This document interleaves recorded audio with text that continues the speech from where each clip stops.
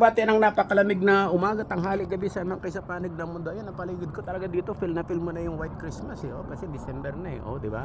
Kahit saan ka pa, sa labas lang yan ng bahay ko. Lamig. Kaya kinakalang malagi kang may pampainit. O ngayon, ito ang topic sa inyo ngayon, ano? Kasi mapapansin nyo, wala na yung mga picture. Kasi yung tigagawa ko ng video, tinamad na din dahil tinamad ako eh. Nilay off niya ako kasi dapat pala sa video, dito sa YouTube, nagsisend ka ng ano, kasi tumatanggal ako ng tanggap. Kasi binabayaran naman. So anyway, sabi niya, pag ng YouTube, pag di ka nag-upload, i-close na yung monetization. Tinignan ko, meron din namang natitira pang mga, minsan $7 na monthly, gano'n. Tapos naiipon siya.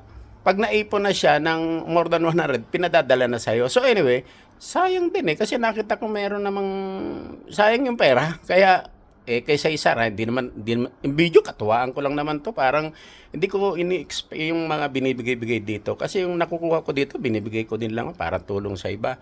Tapos yung iba pang pinagkakabalan ko. So anyway, ini-explain ko lang kasi sa mga susunod, wala na yung mga picture total. Panoorin nyo na lang yung mga previous videos kasi hindi ako sa technology talaga. So anyway, topic ko ito yung mga para yung mga gusto yung magka-jowa ng tisa. Mga tisi talaga, unang-una, hindi talaga sila sa mga Asian kasi sa kultura, yung siyempre parang ayaw nila nung mga lalaking Mr. Nice Guys. Ano ba yung mga Mr. Nice Guys? Ito yung masyadong mababait. Kinakailangan dating mo talaga kasi if you are in room, do what the Romans do. Ganun talaga mga tisay. Ang mga Asian, pagka-Asian, Pinay, Chinese, Korean, sila yung, although na rin, ginagaya na rin sa Western, pero doon tayo sa realidad na marami pa din talaga yung mga makaluma. So anyway, ang mga tisay kasi sanay sa one night stand, sanay sila sa short-term relationship, situationship, friends with benefits, yung mga ganon. Normal dito yon. Ang batian dito, halik at saka yakap, hugs and kisses. Wala dito yung shake hands. Pag nag-shake hands ka, ibig sabihin doon prom-di ka. Yung may ilang awkward. So anyway, ang mga tisay kasi talaga, kailangan yung approach mo medyo bastos. Pagka nakilala mo talaga sila, ang i-earn mo kaagad sa kanila yung parang yung karespeto ka din. Tapos iba talaga yung may sense of humor ka. Yung hindi ka naman patawa na di ka naman kalbo. Huwag mong gawin katatawanan yung sarili. Pero ibig sabihin, pag may sinasabi siya, yung napapatawa mo siya, iba kasi ang dating nung may sense of humor ka talaga yung mga joke, gano'n. Independe sa situation. Ngayon, pag nakuha mo na yung loob niya, medyo napapatawa mo na, nakampante mo na, ganyan, kinakailangan medyo action speak louder than words. Huwag mong hintayin na siya ang magkukusa ka kasi na yan, sanay na yan eh. Dami na naging jowa niyan eh. Baka abang nag-uusap kayo, iniisip niya yung nakasama niya yung pang-sampu or what. Kasi wala naman ng virgin sa mga yan eh.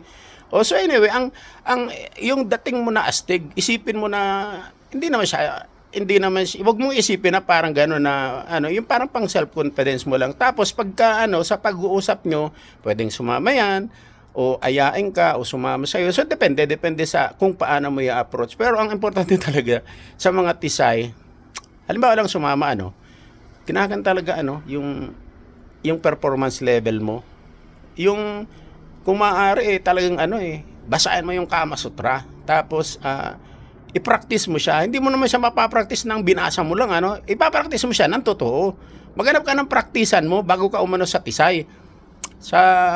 Ang mga tisay kasi pag nakita nila na parang boring ka, yung wala kang 2 minutes, sausaw suka, tusikan, hulik, tulog, nako, talagang lahat ng mura abutin mo eh.